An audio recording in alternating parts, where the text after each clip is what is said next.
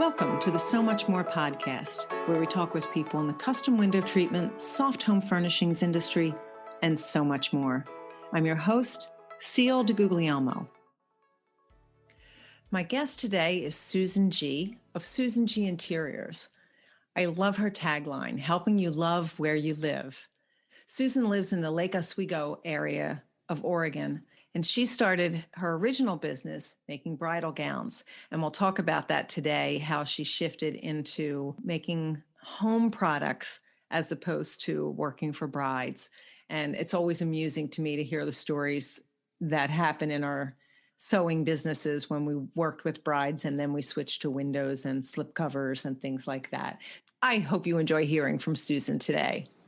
Hi, Susan. Thank you so much for agreeing to do this with me. Well, thank you for having me. This is exciting. Good. And it's my pleasure. There are a couple of people in the Workroom Accountability and Mentoring group that Susan Woodcock and I have, and we have found your story so fascinating that I thought, well, I have some people I could share that with. So thank you for saying yes. I appreciate it.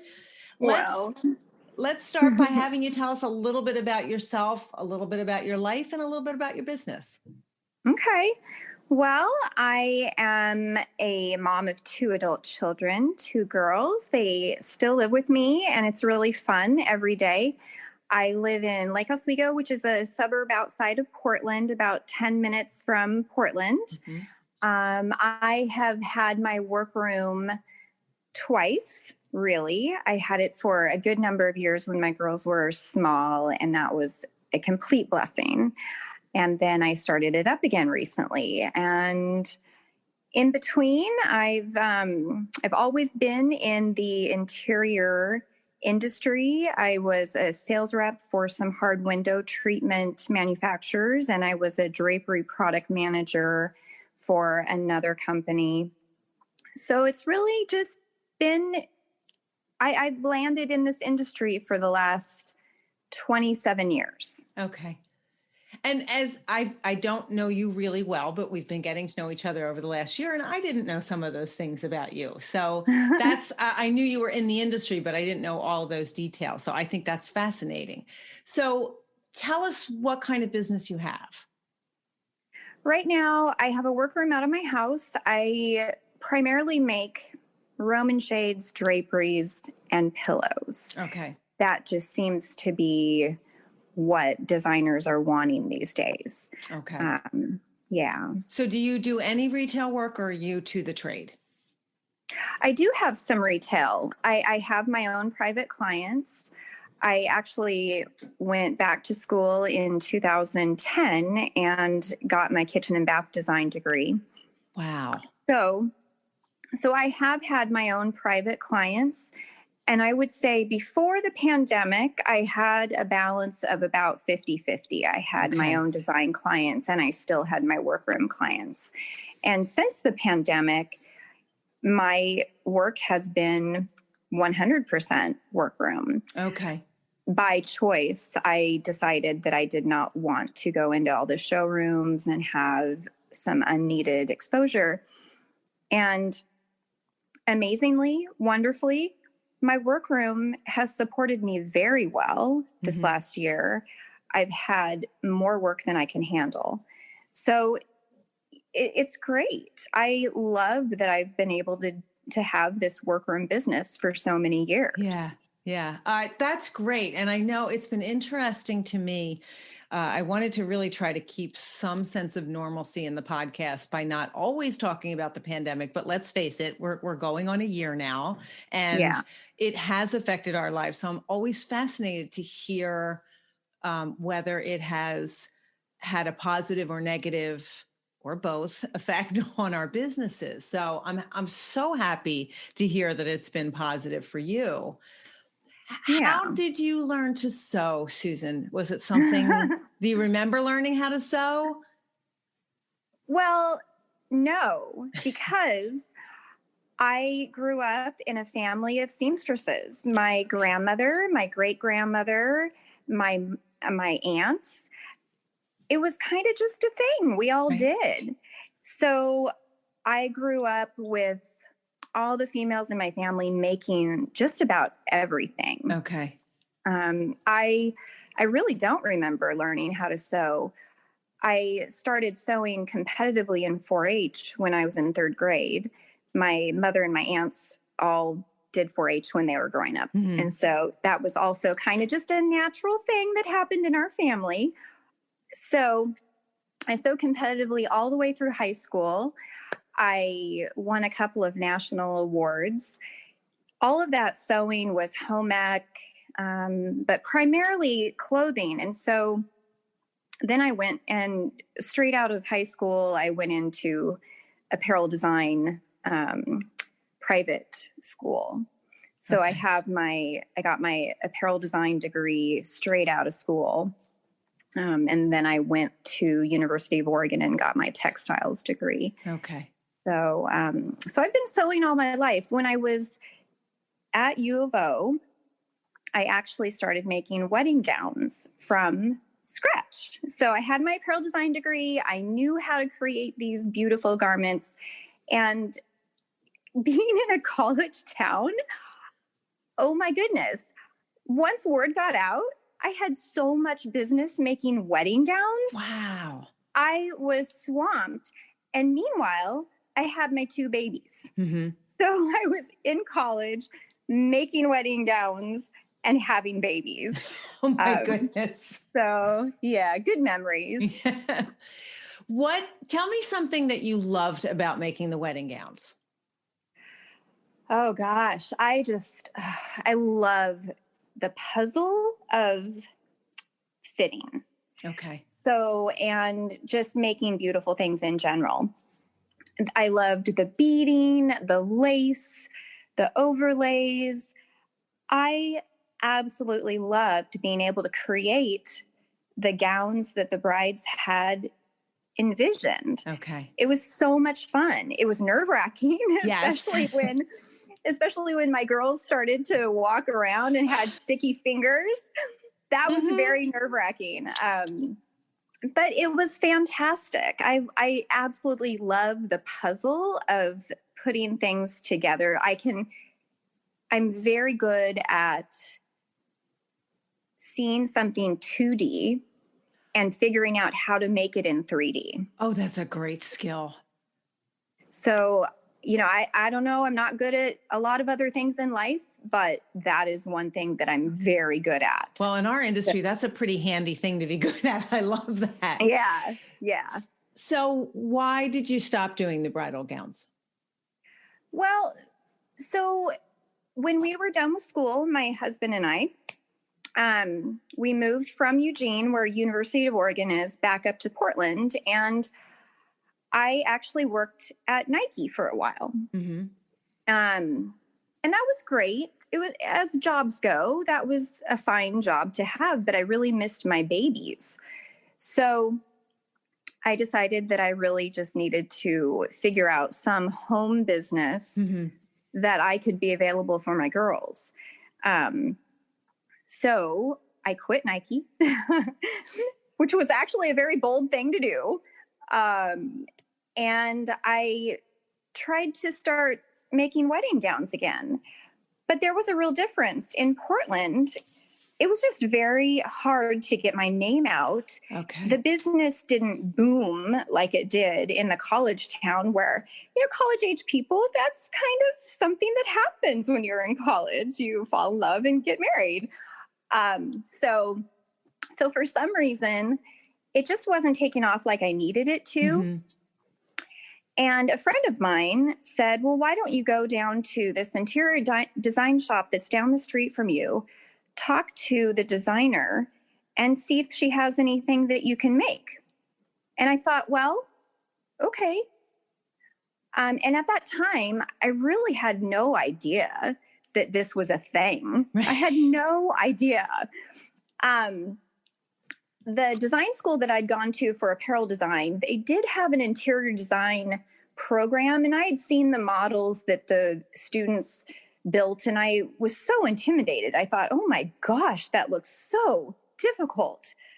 All the lighting that they're trying to arrange, and anyway, I was baffled by it then. So I kind of had that context. I knew that interior design was a thing, Mm-hmm.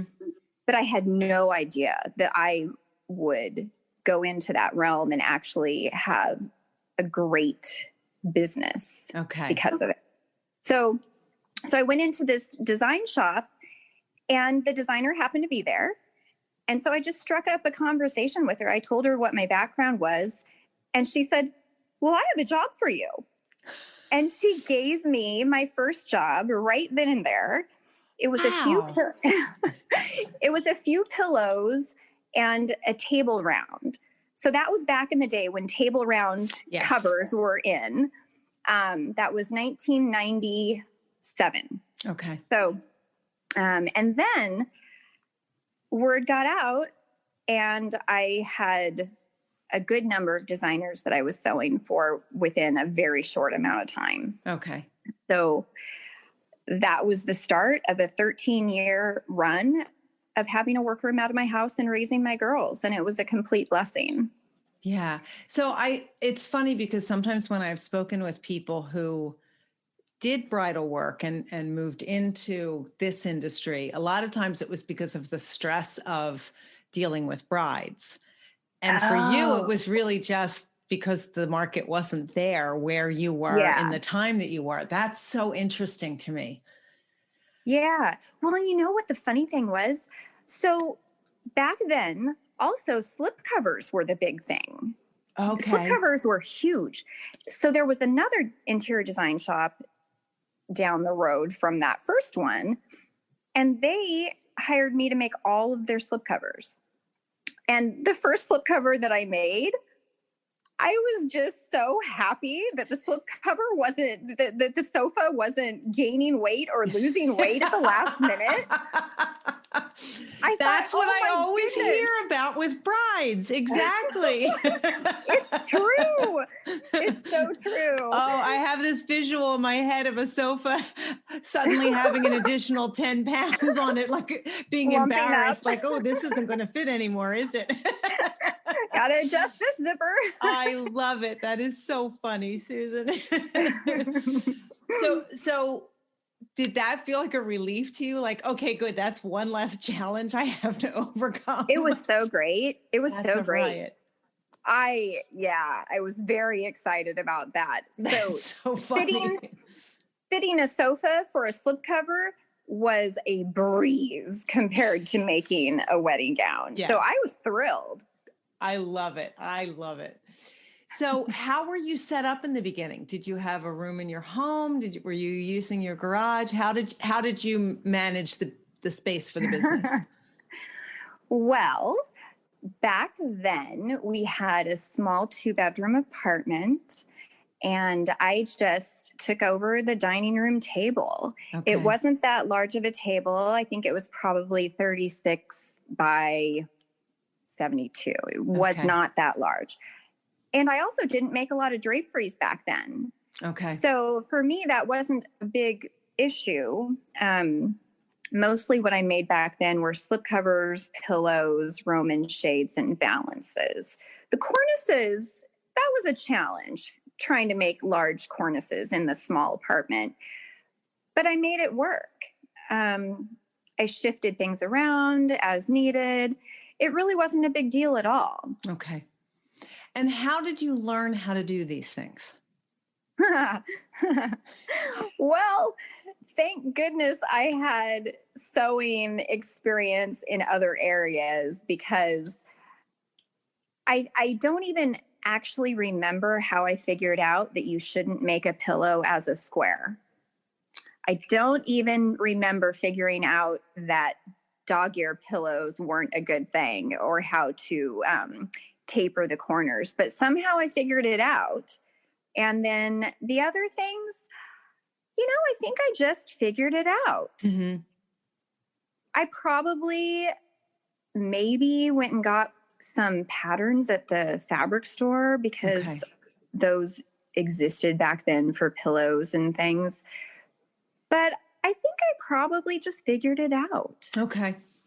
And it's always fascinating to me for people who have started their business within the last couple of years. The resources are more readily Yeah. available for some of us who were, and that is not to take away from the ingenuity and the ability to learn and create things on their own. But for those of us who were starting our businesses pre-internet, that was a little bit more challenging. And I used to get a lot of books out of the library, and same, I bought Yeah. patterns and would read what I learned so much. Like I remember the first time I bought a Maffei pattern, and just what I learned from looking at that pattern and the description, and you should use inner lining. I'm like, what's inner lining? I'm like, oh, okay, if you say so. And then when I made it and I realized how much more beautiful it was, then it was something I incorporated into everything I did going forward. But it's how people learn this industry is always so fascinating to me. Yeah. So getting started. So that had to be challenging. You're in a 2-bedroom apartment with 2 young children. Yeah. So, inquiring minds and little fingers and things like that. Were you ever able to put things away completely so that it wasn't part of, I'm just thinking for space, that had to be really challenging. Yeah. It wasn't so bad, actually. I had 2 front closets in the apartment. One was designated for family things, and the other front closet was mine. Okay. So this itty bitty little closet was probably only 3 feet wide by typical depth of 27 inches. But I managed to make it work. And then I probably left some items on the table and just covered them up. Okay. So yeah, I don't remember that being a problem at all. Okay. That's so interesting. And we think about some of the things that we do today. I'm like, oh, I couldn't live without this. I couldn't live without that. Well, you did. You managed. Yeah. I remember the first real tool that I bought that improved my workroom life tremendously. I held off on buying it because I thought it was expensive and we were young and had a lot of, bills to pay. For the longest time, I didn't buy a cutting mat and a rotary cutter. And then when I did, I could not believe I lived without it. Right. Life-changing. Yes. And something as simple as that is life-changing. Yeah. I think don't you think that's true about a lot of tools, though, as your business has grown and you've purchased things? Yeah. Don't you think there are a lot of things that you think, why did I wait so long to get this? For sure. Yeah. Yes. It makes all the difference. Yeah. In productivity and ease. And I also find that there are things as I get older, if it just makes the process go a little faster, it's a little less wear and tear on my body too, which is not a bad thing. Right. Yeah, definitely. So I know you're now working out of your garage. Yeah. What business items did you have? What industrial machines did you have prior to getting set up in your garage? And what did you have to purchase? I had an industrial blind hammer and an industrial straight stitch, which I actually ended up selling. And the reason was because as I've gotten older, I have more back issues. And it was harder in my space that still feels small. It was harder to shift things around, and the repairmen are in short supply here. So they are everywhere. When the machines would start acting up, it was really tricky to get the repair guy out to fix them and then fix them properly. I'm not doubting that I'm sure he knew what he was doing, but for whatever reason, I kept having issues, especially with the blind hammer. So I ended up just going back to my home machines. Okay. And it's been fine. Okay. How much space do you have in your garage right now? Right now, I take up half of the garage. So I have an area that's about 15 feet by 19 feet. Okay. And what size table do you have? I have a 5 by 8 foot table, and I love it. Okay. All right. Yeah. Susan, have you had any challenges in running your business that made you want to quit?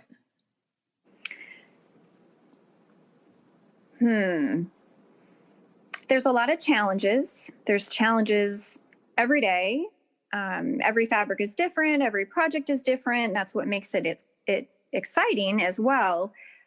So I'm going to say no. I really haven't. Okay. Just the daily challenges that keep us on our toes. Yeah. What would you say is your biggest success in your business? Oh, gosh. I think every project is a success.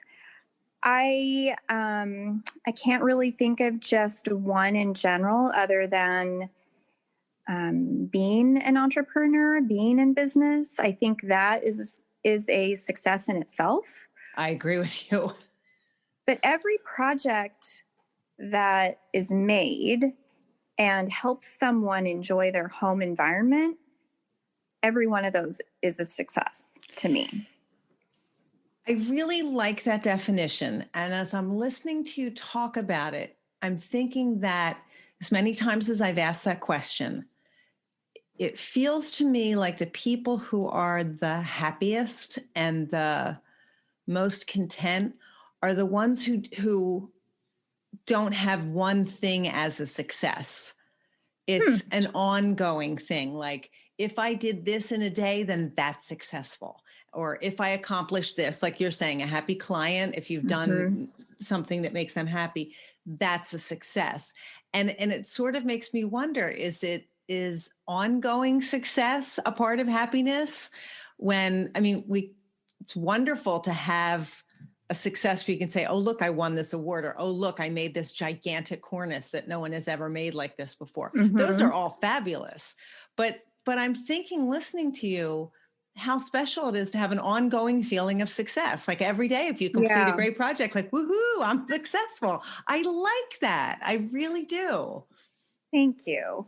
Yeah, it's just really gratifying to be able to do this and know that when I'm done carefully making this product for the end client, they will be looking at it for years and getting pleasure from having the perfect fabric that they selected, the beautiful hardware. And the craftsmanship that goes into it matters because it looks so different than anything that's not custom made. So I do really get a lot of gratification from that. Oh, I really, really like that. So you said that you did stop your business for a while and now you're back in business. What were some of the challenges for you doing that and getting started again? I'm going to say there really weren't that many challenges because I was fortunate enough to have established previous relationships. So, I needed to take a break for family reasons. But then when the time was right for me to come back, I just reestablished those relationships. Okay. And also part of it is when I did take the break from the workroom, I went to work as a sales rep for hard window treatment manufacturer. Okay. So I had some relationships from that too. I still stayed in the arena where I had relationships with designers. Okay. All right. That makes perfect sense.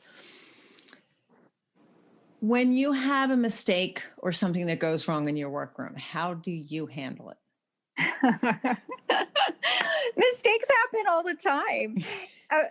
So I thought it was really interesting. Someone that I was sewing with years ago, they were a professed seamstress. She was getting so frustrated every time she had to rip a seam out. And I just kind of smiled and thought, that's just part of my life. I use my seam ripper all the time. I contemplate very carefully how I'm going to approach every fabric, every project. So I do spend a good amount of time really contemplating, what does this fabric need? How do I need to approach this? And so I don't really make a lot of mistakes, thank God. Okay. But when I have, I've simply remade it. It's not a big deal. Again, I don't want to stress out. That's just my general approach in life. Is I'm a little bit older now, and I've learned that there really aren't that many things in life that you really need to stress out about. And so when it comes to sewing and making mistakes, yes, I'm very careful in the beginning. Cutting is the most important thing. You don't want to make a mistake when you're cutting, especially with this expensive fabric. And then I'm just thoughtful as I go along. If there is a mistake that happens along the way, it's usually correctable. And I can honestly say I've never made a disastrous mistake where a whole project has had to be, or a whole product has had to be remade. Okay. Thank goodness. Yeah, that's actually a sign of success to me. Well, as you said, I think we've talked on the podcast before. So much thought goes into what we do, and so much of it goes into it ahead of time that I don't think people realize. We probably solve many of our problems before we've ever picked up scissors or even unrolled the fabric. Yes.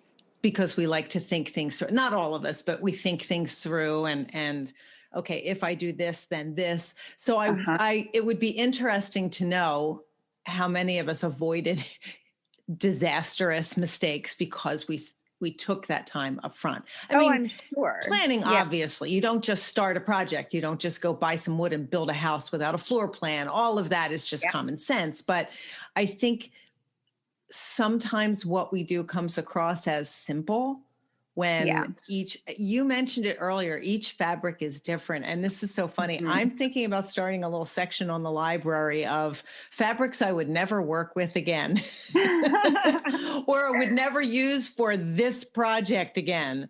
I was showing somebody a project that I was working on that I was struggling with, and their response was, "Oh no, not that fabric." And I was like, "Oh, this is not going to end well." And there wasn't even an expletive in there. You just reminded me of a slipcover that I made years and years ago, and this fabric. Oh my goodness. It was so pretty when I was making the slipcover. And then I went to press the skirt of the slipcover and it shrunk. It shrunk. Oh no. It had synthetic fibers in it, and the iron was too hot. It completely shrunk. So you know what I did? I did a controlled shrink. Oh. So thankfully, it was not a skirt that went all the way to the floor. Okay. It was just a cute little mini skirt on this chair. And I did a controlled shrink. Wow. I shrunk the whole skirt in exactly, as exact as possible amount. But what a brilliant solution. Oh, shoot, I shrunk it. All right, let me keep going. I love that. I remember the panic I felt.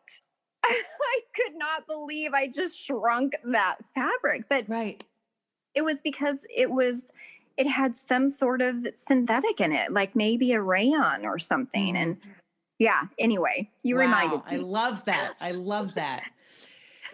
So you and I talked about this when we were on the phone about, and as I'm talking to you and hearing your outlook on life, I sort of understand it better. You took some time away because you needed to. You had a family situation that you needed to take care of. I'm guessing from how I hear about how you handle things, that didn't feel like a mistake to you. That sounded like this was the solution you needed at this time. Yeah. You did what you needed to do, and now you're back to it. Because I know that I've spoken with people in this industry who felt like if they took a break, it was a failure. No, I didn't see it like that at all, actually. I knew it was something that I needed to do, so I did it. And I was happy to be still in the industry. Mm-hmm. The job was a great fit. So, no, it wasn't a mistake at all. It was just something that needed to happen. And so I did it. Yeah, I love your perspective, Susan. I think that there are times in my life where I've been better able to think like that. Okay, this is what I have to do. And there are other times where I guess I was entitled and spoiled and obnoxious. I was just like, why do I have to do this? I'm like, well, you do, so you can whine about it or you can suck it up and do it. But it's also, you didn't take it as a suck it up. It was, this is what I have to do. Okay, here we go. And look at me, I still get to be in the industry. And it was an adventure too for me. I was very excited to still be in the industry, to build relationships. I love people. I love helping people find solutions. So for me, being a sales rep was a great fit. Okay. I just got to drive around all day and say hi to my friends and say, how can I help you? When you say it like that, who wouldn't want a job like that? Well, exactly. So yeah, it was fun. And it was a fantastic job. I don't have any regrets at all. The sponsors of the So Much More podcast allow me to bring guests to you each week. And without them, I couldn't do it. I'm pleased as the owner of the Curtains and Soft Furnishings Resource Library that I can use the library to help sponsor the podcast as well. The library hosts the industry's largest curated collection of educational resources for the custom home furnishings professional. Membership to the library gives you access to a wealth of downloadable reference materials, videos, live events, as well as a community of support to help you develop your design, sales, and fabrication skills, and to grow or start a business. Join the library today at csfrl.org. The Workroom Channel is the premier online training provider for professional fabrication skills. Go to theworkroomchannel.com to browse the selection of anytime access courses created by industry experts. Watch detailed demonstration videos, download companion materials, and participate in private course discussion boards with your instructor and classmates from around the world. Start your course path today at theworkroomchannel.com. Education, networking, visibility, and industry discounts are just a few of the benefits that are offered to members of the Window Covering Association of America. The WCAA is the only national nonprofit trade association that's dedicated to the window coverings industry and the dealers, decorators, workrooms, designers, and installers that make up our membership. The library is a gold level sponsor of the WCAA. Join today at WCAA.org. WCAA, where you are never in business alone. Discover Klimaka Studios, where innovation meets exceptional design. Klimaka fabric and wallpaper collections are inspired by the original works of collaborating artists and developed with the understanding of how fabrics are manipulated into exquisite soft home furnishings. Workroom businesses enjoy exclusive access to engineered designs and best trade pricing. From clever layouts to classic linen prints, Klimaka Studios delivers the quality and consistency that your business demands. And Klimaka's reliable, on-time delivery keeps your projects running smoothly. Go to KlimakaStudios.com for swatches and trade account information. Klimaka Studios, for the joy and profit of workrooms.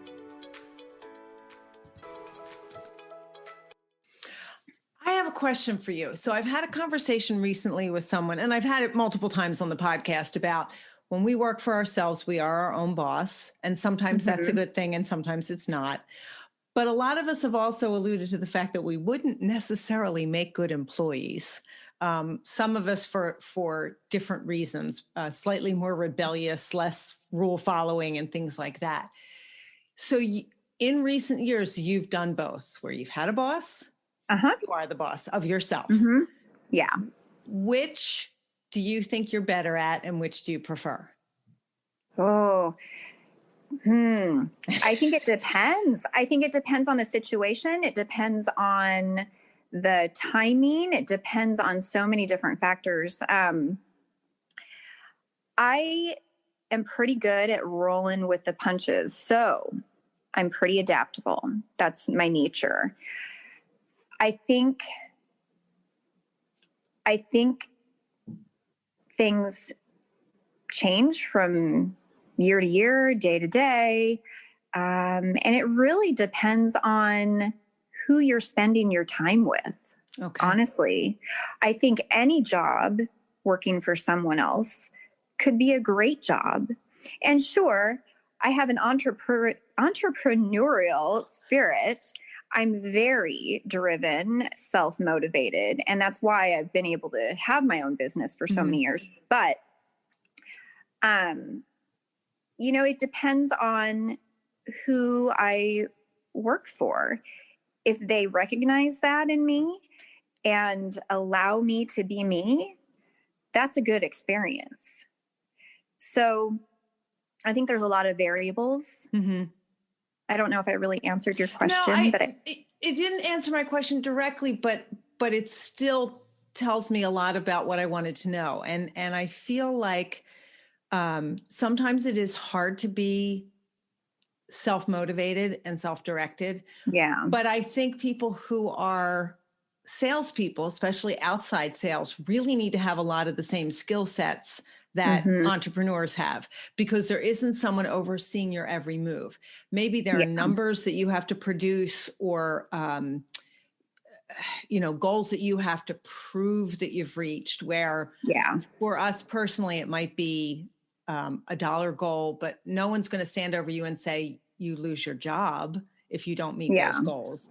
But you don't pay your bills if you don't reach those goals within your business. Exactly. And you're supporting your family on that. So it's necessary. So I'm just always intrigued by that balance of having someone that we report to or reporting to ourselves. Yeah. And I think what came to mind as you were talking is we're always accountable to someone. Yes. Always. So, and really, I think we're always accountable to ourselves. And are we doing the best job that we can do? Mm-hmm.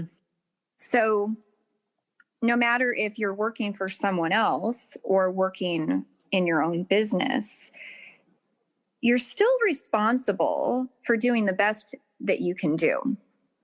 Agreed. So I think there is the element of having a boss that's watching over you all the time. And that can be undesirable to people like me. People that have an entrepreneurial spirit, that can really be a negative depending on how they're looking at it, is what I would say. Okay. Yeah. I find the whole idea of us as entrepreneurs so fascinating. And some of us have that being responsible to ourselves and being ambitious and getting up and going. And some of us sometimes can get waylaid really easily by the things that go wrong in our business. And it doesn't mean we shouldn't be entrepreneurs. It just means we have to know ourselves well enough to know what's going to sideline us, what can we avoid, what can we set up ahead of time so we don't get sidelined. And I think sometimes that can be overwhelming for people. Yeah. Yeah. So do you like to read books, listen to books? Do you have any business books that you've read or listened to that you enjoy? I don't read a lot of books. That's just not a habit that I've ever really had. Mm-hmm. I will read a book if it's an instruction manual on how to build something. I love that. But I don't really read like novels or anything. And business books, I have several reference books for pattern making, window coverings, building technologies, kitchen bath design, of course. So yeah, I have a lot of technical books, Okay. and I don't refer to them as much as I used to, Mm-hmm. but I love having them around. And I would much rather pull open a book and read the paper than go through the forest of the internet and try to find what I'm looking for. So I do have some very good technical books. Okay. Susan, do you use much technology in your business?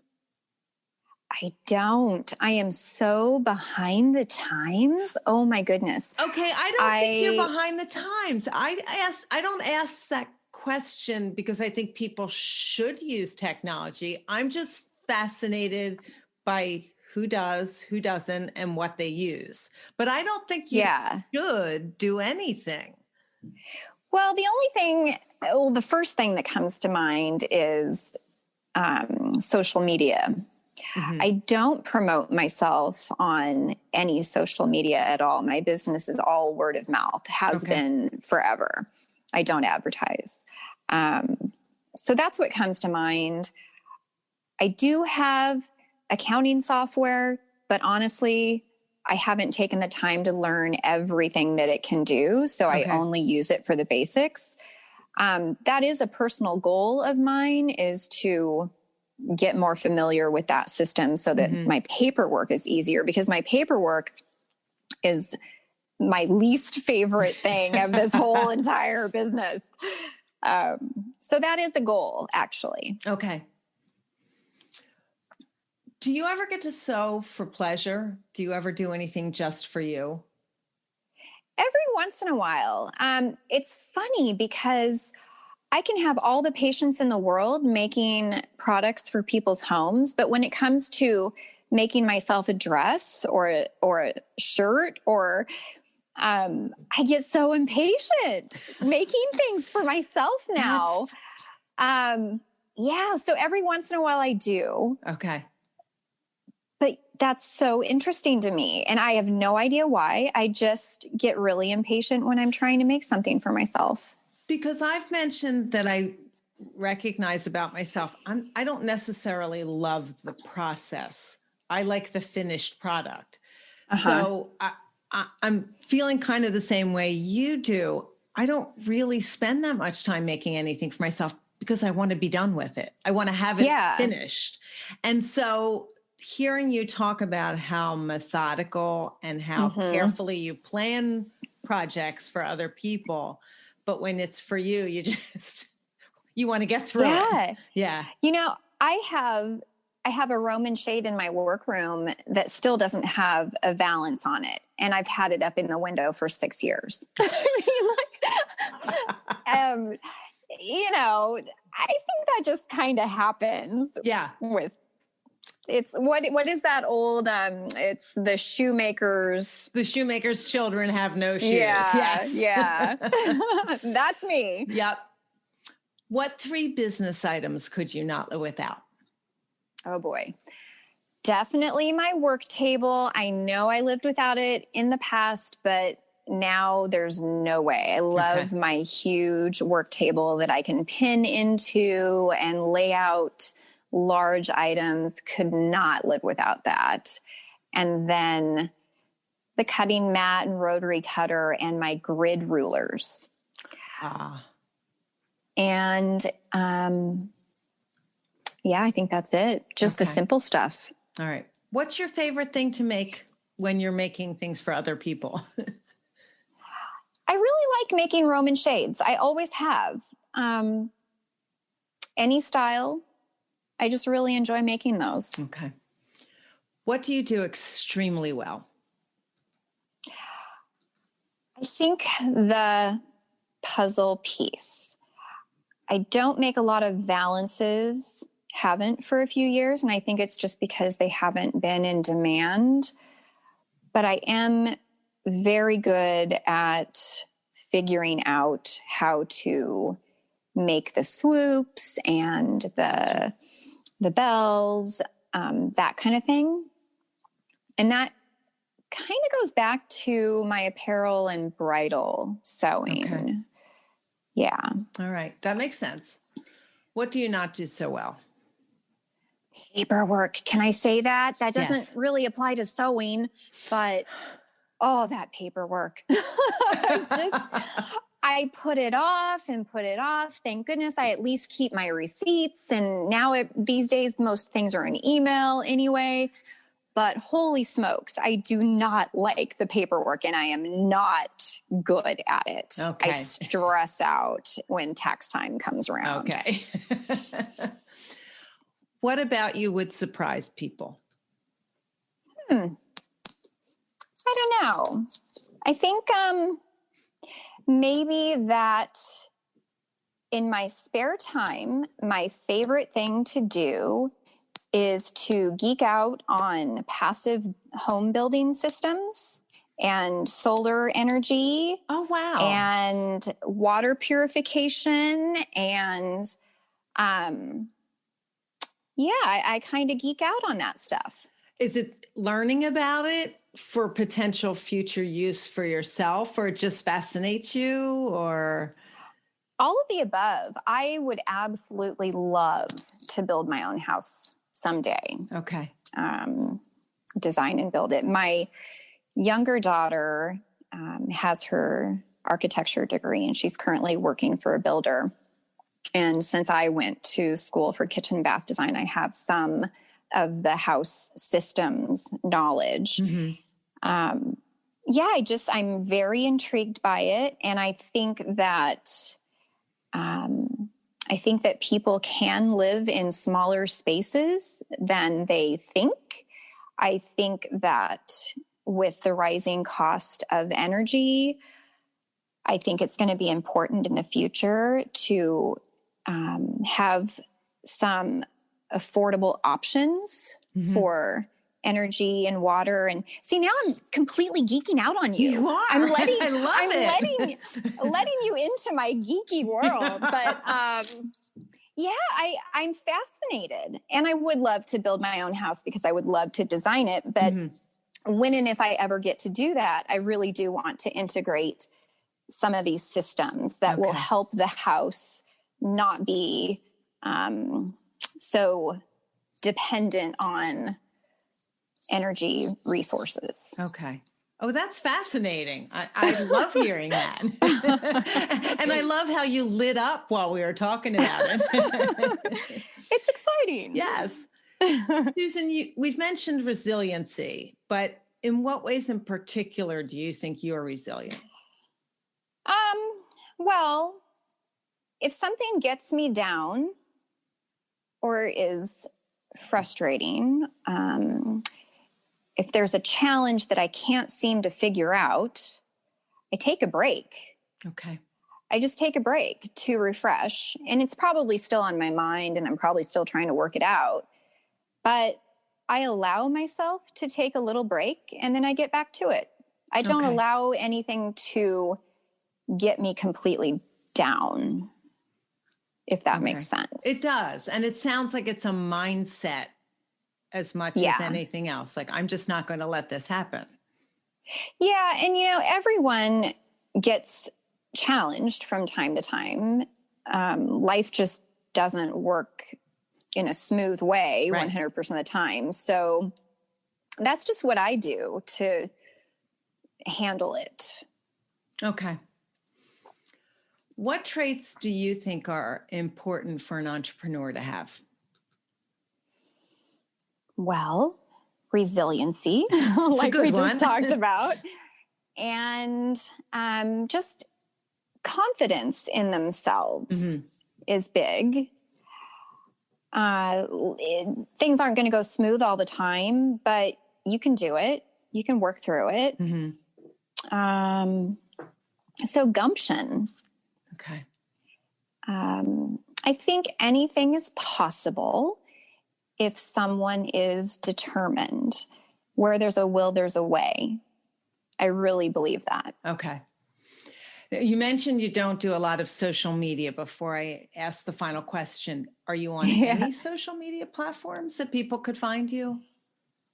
I have a Facebook account. It's a personal Facebook account. I have a Pinterest, professional Pinterest page. Okay. I don't do a lot of posting. I'm horrible. I think that was a question actually of yours. Another thing that I'm not good at is going back to the clients' houses and getting photos. Mm-hmm. So I really don't have a social media presence. That's another thing on my list, is to get more photographs of projects. Mm-hmm. Okay. So my final question for you is, what advice would you give to people who are new in the industry or people who have been in the industry for a while? And if you have any advice for someone who is starting back up again, that would be great. Mm-hmm. Well, I think number one is become a member of the library. And I'm not joking. I know it's your library. That's very sweet. Thank you. This was not a planned plug, but no joke. That library is such a valuable resource. I wish something like that had been around when I started my workroom the first time. It's invaluable. So hands down, that is the number one thing that I would do. And it's not just about the information that you have in the library. It's about the camaraderie. Mm-hmm. It's about connecting with other people in the industry. And if you run into something that you're unfamiliar with, you can post a question and the responses are always very supportive, and encouraging. So that would be my number one. Okay. And then as far as getting business, I would suggest getting involved with some designer organizations like ASID or any local, like in Oregon, we have Northwest Society of Interior Designers.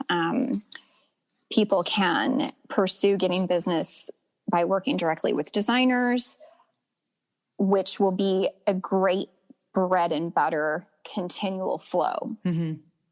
And then also, of course, pursue private clients if that's what they want to do. But the designers are really the bread and butter consistent business. Because they get repeat clients.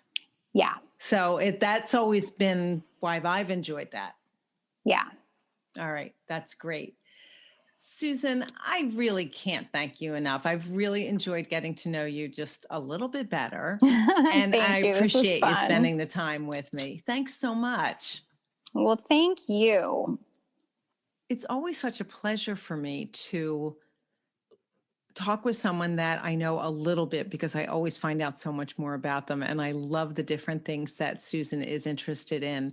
And I know that the joy of podcasts is you can listen while you do lots of other things, but I often get to see the expression on my guests' faces and when they just light up when they're talking about certain things. It's really fun for me. And to see Susan excited about what she does for a living, but as well as geeking out over the housing systems and things that she really liked was really fun for me.